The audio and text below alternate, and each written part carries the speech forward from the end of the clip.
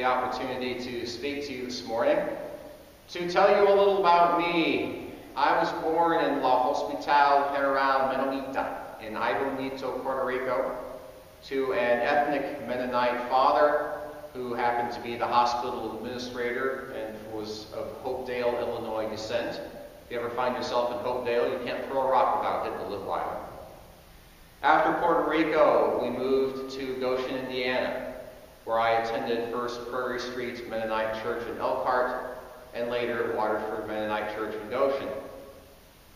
Our social activities as a family usually consisted either of sharing meals with friends from church, or playing softball or volleyball with friends from church. My father was the vice president of Mennonite Mutual Aid, and so there were no shortage of people who wanted to spend time with him in hopes of currying favor with the boss, I suppose. Our family vacations usually entailed driving to Iowa to spend long weekends with grandparents, aunts, uncles, and cousins at Manson Mennonite Church. Now, why did I tell you this? Well, it's not because I think you necessarily care where I grew up or where I spent my vacations as a child. I told you this to drive home the point that from my very first moments on earth, from the very first breath that I took on this planet, I was surrounded by all things Mennonite. Now, that's not a bad thing, certainly. Being Mennonite is the primary focus of my identity, and with the possible exception of my two daughters, my faith is the thing of which I am most proud in this world. But it does have downsides. When we are surrounded by something, when there is something there at every turn, no matter what we do, we find that we don't have to work very hard for it. Think about it. When's the last time you spent a lot of time thinking about the air you breathe, or the water coming out of your faucet, or the electricity running through your outlets at home? So when I went off to high school and began studying chemistry and biology and all the other processes that make the world turn, my 14-year-old brain began to question some of the things that I had learned in Sunday school class.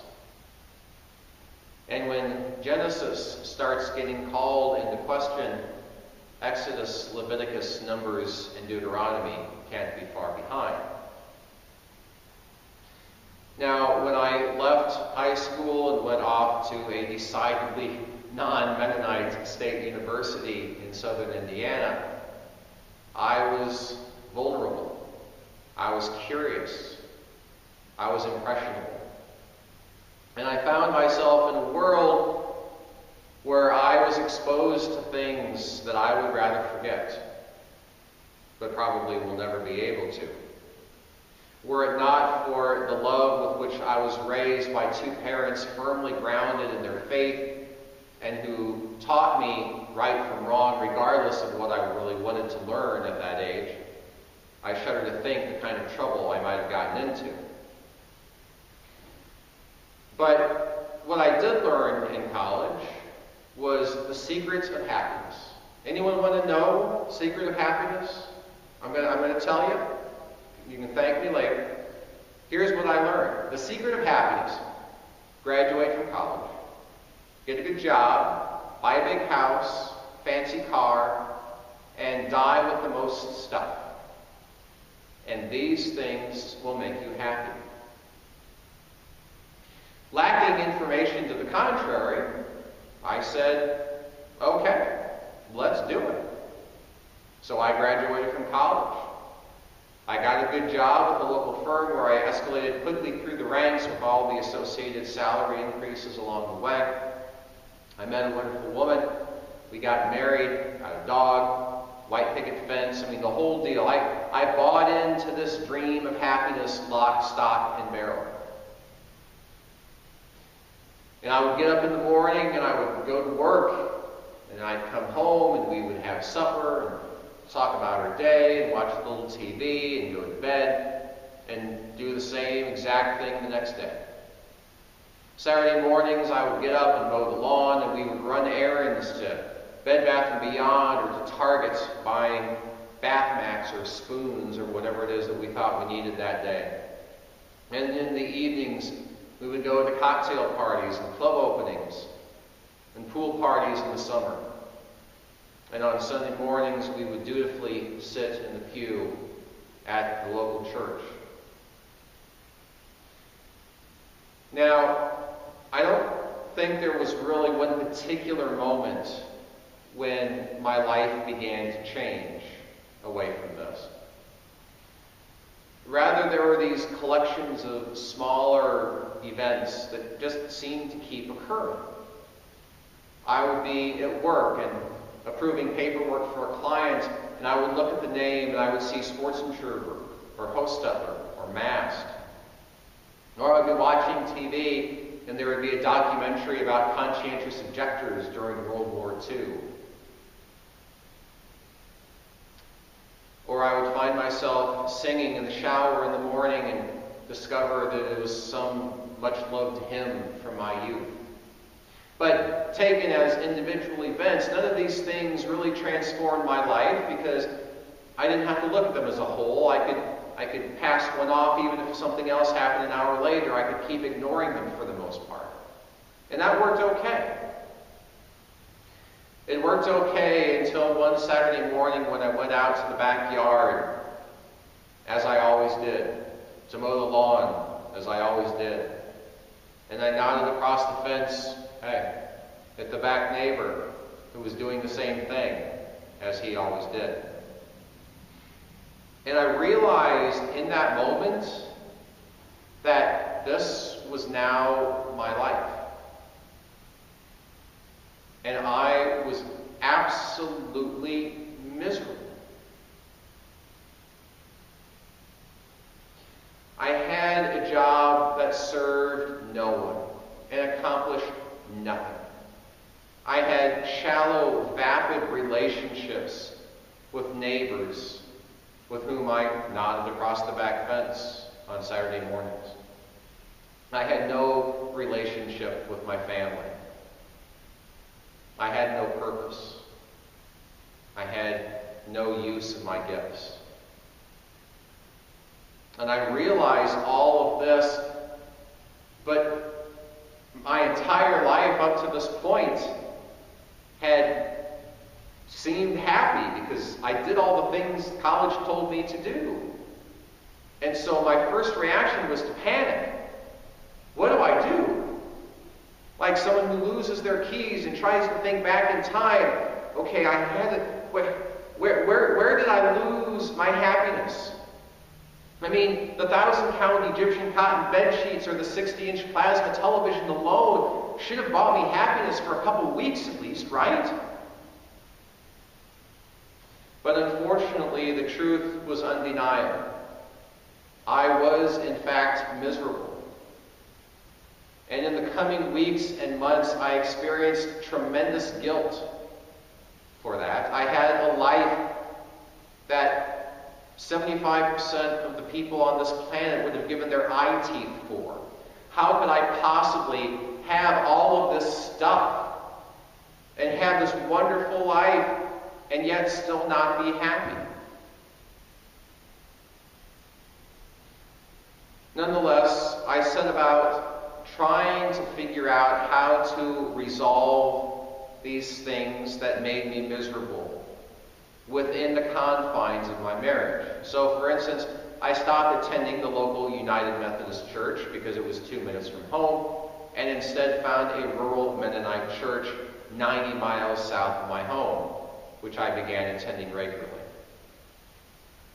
I started using my vacation time from work not to go lounge on a beach in Hawaii, but to do short-term service work through Mennonite Mission Network. I began taking seminary classes online through Eastern Mennonite, and I rebuilt relationships with my family. And as I was doing all of these things, I continued to feel little hints from God which I took as proof that I was heading the right direction. I couldn't see the road. I certainly didn't know what the destination was, but I believed he was giving me these hints to let me know that, yes, you're on the right track, Eric. One such hint was a package that arrived in my mailbox one day, unsolicited. I opened it up and I found a CD from the Mennonite Hour Singers. Anyone here familiar with Mennonite Hour Singers? If you're not, a couple of you. If you're not, look it up. You should. Fantastic. You'll love it. I took it to work with me the next day, and on the way home, I put it in the CD player in my car, and I began hearing all these glorious a cappella melodies of hymns from my youth. And I sang along, and I loved it, and everything was great. And I could have passed this moment off as just another thing, were it not for the fact that about halfway home, I got to track number 8. Track number 8 on this particular CD is 606.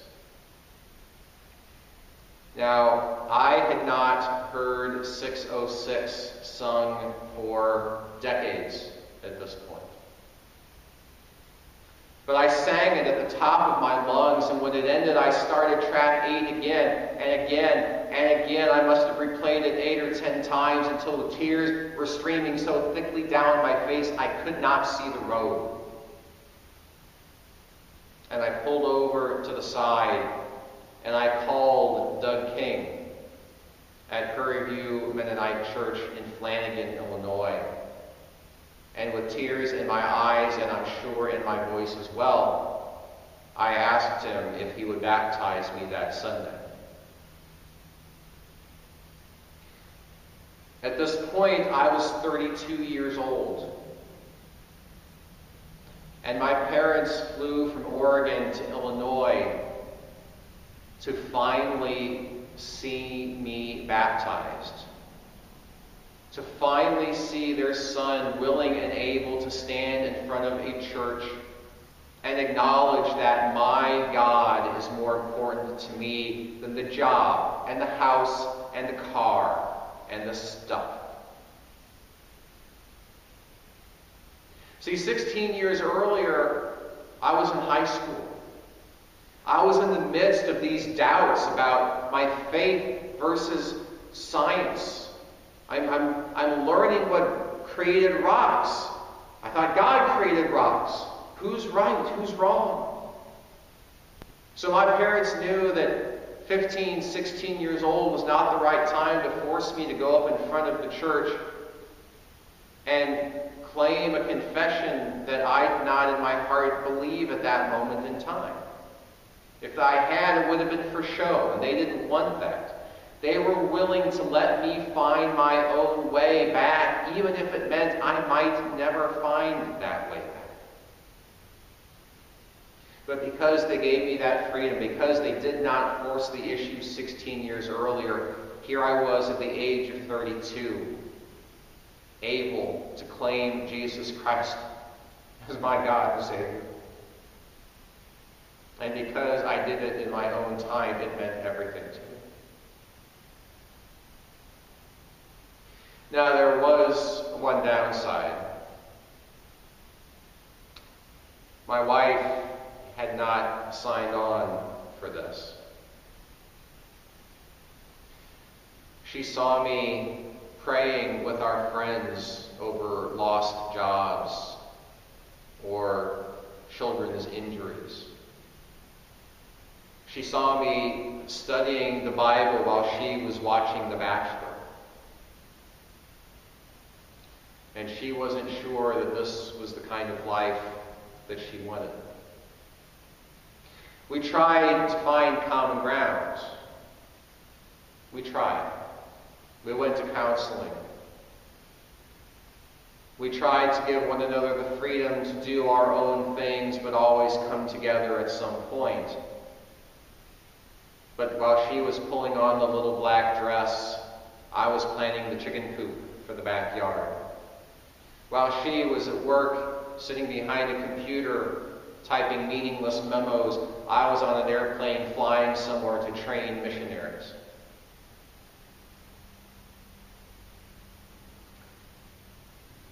Finally, the evening of February 17th of 2010, I got back home late from a board meeting, and she informed me that it was no longer working. She wanted me to be happy. She was, and she still is, my best friend in the world.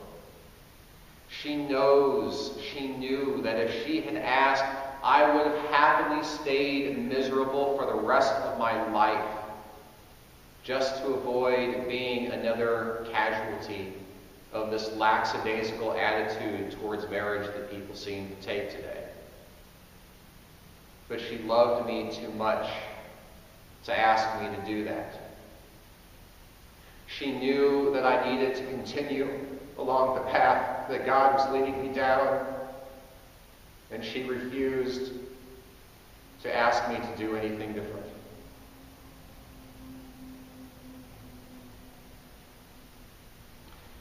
Now, I want to pause for a moment here, and I want to state very clearly for the record that I am not standing behind this pulpit this morning to try to make any one of you feel that your views about divorce are wrong.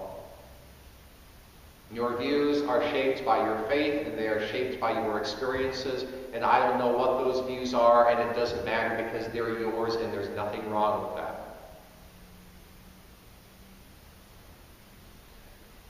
What I do strongly believe, however, is that given the choice between one unhappy marriage and two happy ones, God would rather have two happy ones. Valerie is still back in Chicago, and she has the freedom to meet someone who makes her happy and who wants the same things that she does, just as I do.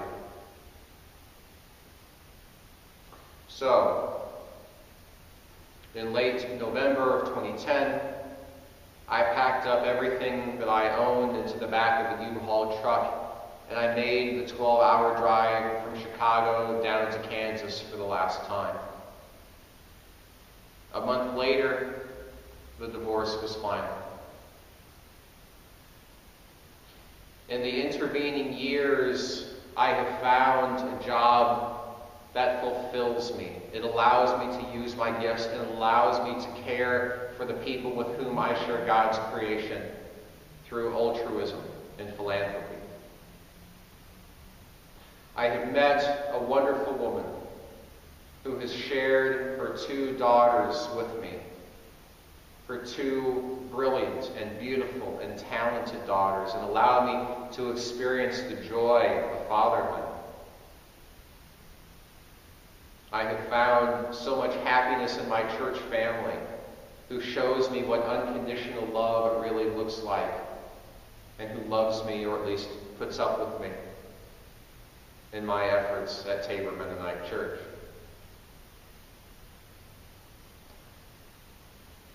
I've had struggles in my life, just as all of you have. And I hope, like you, I have never once, through any of them, through loss of jobs, through death, through all the other struggles that we deal with every day, I have never once questioned that God was there with me. Because my personal faith tells me that God has allowed these things to happen.